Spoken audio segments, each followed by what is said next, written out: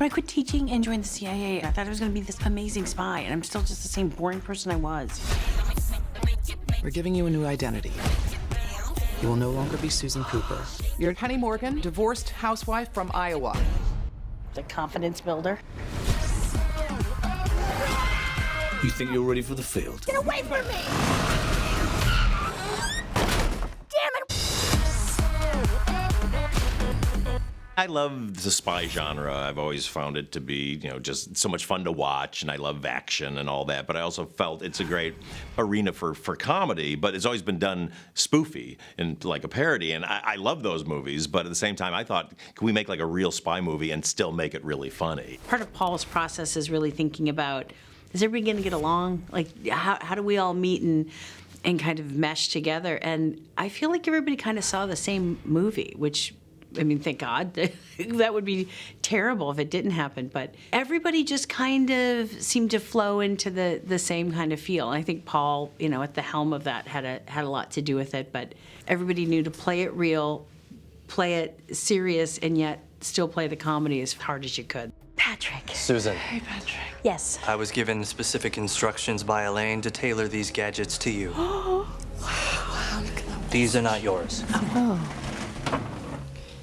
This antifungal spray can freeze and disable any security system. Wow, that is quite an image to be carrying all over Europe. It's also a pepper spray. Why not just make it look like pepper spray? It's a pretty good idea. All right, well, next time. She has to remain incredibly smart and incredibly capable. She can be unpracticed and nervous and even a little unsteady in her confidence. I said, but you always need to see the skill and the intelligence, or else then I think it gets a bit bumbling, and then I think it gets silly, where I think watching someone try really hard to do something that they can, if they just muster the gumption, is fun. When you see The Heat and Bridesmaids, you sort of know what Paul's all about, and it's that kind of, it's real and it's genuine and it's warm and it's dry, but it's also kind of crude and edgy and smutty. It's kind of got it all. So I knew, and I read the script, and it was sort of all, although he improvises a lot, it was all there. And when he said he'd written a part for me, I knew that he would sort of harness a bit of the Miranda character, because that's what he'd known and kind of started from. You play it too safe. I just hear my mom's voice. Just blend in, let somebody else win. Making a wave isn't always brave. Brilliant. Give up on your dreams, Susan. Just to write that in my lunchbox. Melissa is allowed finally to play someone who's terribly sweet and good-natured at the beginning. She's so good and become known so much for her sort of expletives, if you like. But with this, you really see a journey. So at its heart, it is very warm, and I think Coop, her character, is very warm, and therefore the piece comes from a good place. Tell me where the bomb is. 10 seconds or you're dead. Interesting. I'm the only one who knows where that nuke is. Well, then, in that case, I'd say you'd better stop. Oh my God, why did you do that? I didn't do it on purpose. There's like a ton of pollen in here. She and Paul have evolved a process whereby they go with what's written, and then they have numerous amounts of alternatives, and then they just sort of amalgamate the lot together and just see what comes out of the pot. And you can't help but be moved, to laughter, sometimes at where her mind goes. And of course, what you're conscious of doing, and what I was conscious of doing, was just trying to keep it straight so that I didn't screw up great takes where she was riffing on some insane new angle. I think if I did just say the lines on the page, Paul would be like, what are you doing? So he's literally just yelling, say whatever, go, like, try it, try it, try it. So it just stays loose. And I think in that spontaneity is when that's when I feel like you really make things funny. Don't let me down, Cooper. I will not. I will let you up. Stop talking. It was very challenging to sit across from Melissa McCarthy and watch her go. That woman is the most brilliant improvisational actor I've ever seen. I don't understand how someone's brain can work the way hers does, and how facile and quick and funny it is. And I just had to sit there and take it, and stay out of her way. And I didn't really know how to improv as the head of the CIA. But fortunately, Paul loves to, he works in such a wonderful way where after he gets the scene, he starts giving you alternate lines and he's like, now say this, now say this, now, and you just, you know. He'll come in with a Post-it note and it's a new line and you'll learn it there and then, which is really scary and frightening because, but amazing fun. And the person playing opposite you doesn't know what you're going to say, so you get a genuine reaction or laughter from them. So you're doing about 10, 15 alternative takes each time. So it's a totally different way of working, completely fresh and really exciting / terrifying.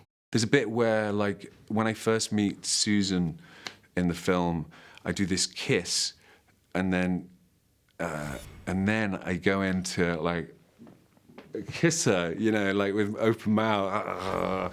And I think that was Paul's idea, and it wasn't in the script, and like, but somehow just him coming up with that was so silly and big and stupid, and it just really made us laugh. I was frustrated with it because I just thought Paul wasn't happy, you know, and then after that thing, it all sort of clicked.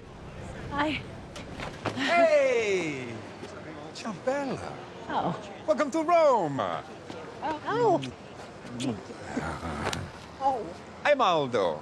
Like the shoe store found in American malls. Oh, I'm Penny, like the penny.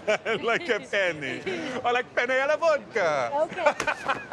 Did you just grab my butt? Yes. I think he wanted these real-time responses from other actors that were in the scenes, and you know, getting something for the first time and not having to sort of have any sort of bad habits come through, and it to be fresh. And, you know, he just said bigger is better. And for this particular character, it was just the more intense, the better it became. I mean, we tried it at low, and then, you know, Paul's such a great director. He knows what he's doing, and you just go with what he knows. We need someone to find the bomb without being detected, but it can't be any of you. We need someone invisible. I'll do it. OK. Thanks, lunch lady. It was just so fun to see Jason Statham. I'm just so used to see him playing these serious action heroes, and here he is just loving being completely silly and being really good at it, too. Jason's such an intuitive actor, and, you know, when I saw the Crank movie, the first Crank movie, I was like, okay, he has a sense of humor. He gets how to be funny with the character that he's playing. So I kind of knew he was just waiting for this now big kind of comedic part. So we wrote it for him, and then I had him come in early on to do just kind of like a read-through rehearsal. And I remember the first thing he said, he kind of goes like, so I shouldn't try to be funny with this, right? And I said, no, just play this dead serious. And so he just read through that script, every line. I was just in hysterics, and he went through it all once. And I said, we're done. Don't rehearse it again. Don't look at it again. I'm not going to see you again until we get to the set. Because it was just like, I didn't want to touch it. So he's delightful to work with because he just gets it. With a comedy, you know, you can turn up the volume to 11 for the whole time. And I think that's what Paul really wanted. He wanted this intense guy that was convinced that no one could ever do or has done anything like close to what he's done. What are you doing in my room? We have to stop the sale of a nuclear bomb. Did you forget? I am undercover because you're not supposed to be here. You really think you're ready for the field? I once used defibrillators on myself. I've jumped from a high-rise building using only a raincoat as a parachute and broke both legs upon landing. I've swallowed enough microchips to make a computer. This arm has been ripped off completely and reattached with this arm. I don't know that that's possible. Doing a spy movie is great because you want a comedy to have a strong driver in the middle of it. That's why the first Hangover was so brilliant, because it had this very strong thing that was pushing you forward, and then you can hang the comedy on that. When comedy gets episodic, or movies in general get episodic, is when there's not a strong enough thing pulling you through. We have such a shorthand. I mean, you know, I'm about to do my 4th movie with him, and it's because I love it. I love how he works. I love that he's incredibly happy. He loves his job, and he makes the sets really fun. He's also so collaborative that you feel really open to try anything. So you have people trying things that maybe they normally wouldn't try, and everything's not going to work. But you get those few moments all throughout the film where someone tried just a little more than they normally would, and it works. And then you get all these great moments. It is a great way to work because you get new stuff and stuff that is, you know, it's priceless when it comes out and it's good. You know, in the end, you have such a crack making the film.